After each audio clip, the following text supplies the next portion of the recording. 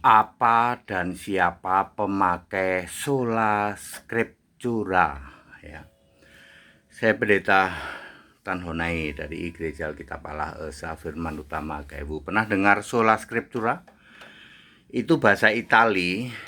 Itali itu 11-12 dengan bahasa Latin, ya. Sola scriptura. Bahasa Inggrisnya the only one scripture. Bahasa Arabnya Alkitab Al-Muqaddas, bahasa Indonesianya kitab suci, ya.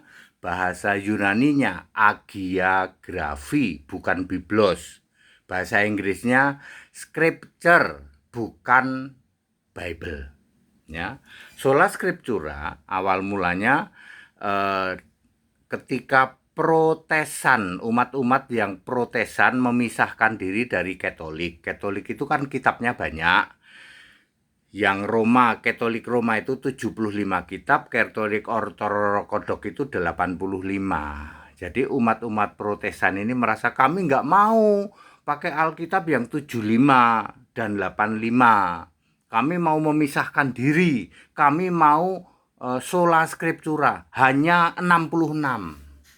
39 perjanjian lama, 27 perjanjian baru. Sayang disayang, Protesan pun tercemar dengan yang namanya buku-buku teologi satu lemari. Jadi sudah mengklaim kami kembali ke Alkitab 66. Sayang sekali ditambahin teologi satu lemari. Ya. Saya juga dulu punya kitab-kitab teologi satu lemari plus 2 laci, tak bakar, tak buang, ya. Sola scriptura yang diklaim oleh umat Protesan abad ke-14 dilanjut abad 17, abad 14 oleh Martin Luther, dilanjut oleh abad 17 oleh John Calvin, sehingga umat Protesan ini sekarang disebut umat Calvinis. Dulu Lutheran, dulu, ya. Sekarang menjadi Calvinis, John Calvin. Sekarang kitab mereka ngakunya 66 kitab.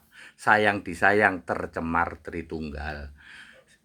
Di zaman sekarang 66 kitab tercemar Tritunggal ini menjadi terjemahan baru 2, TB2, yang kesalahannya 6.500. Hanya orang tidak waras kuadrat yang meyakini kitab yang kesalahannya 6.500 kok masih dianggap kitab suci. Hanya orang tidak waras kuadrat,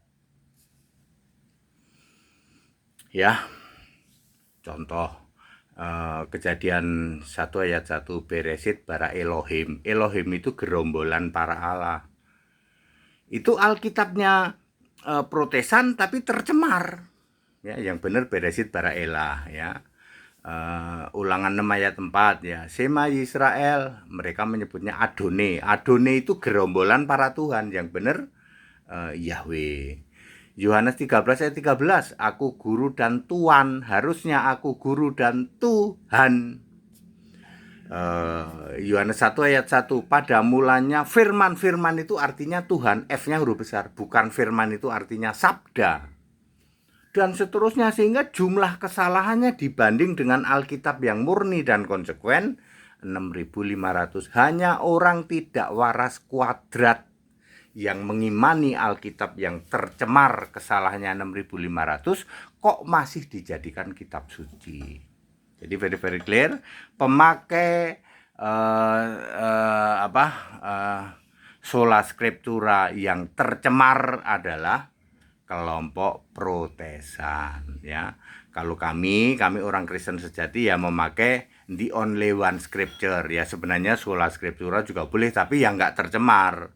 Pada waktu masa kegelapan Alkitab, kitab-kitab Kristen asli Alkitabiah diumpetin di nanti jadi The Dead Sea Scroll itu, ya, selama 1600 tahun. Jadi very clear siapa pemakai apa itu sola scriptura dan siapa pemakai sola scriptura tercemar itu dipakai oleh kelompok Protesan yang kesalahannya 6.500, ya. Hanya orang tidak waras kuadrat yang masih mengimani sebuah kitab yang kesalahannya 6.500 kok masih dijadikan kitab yang dianggap suci.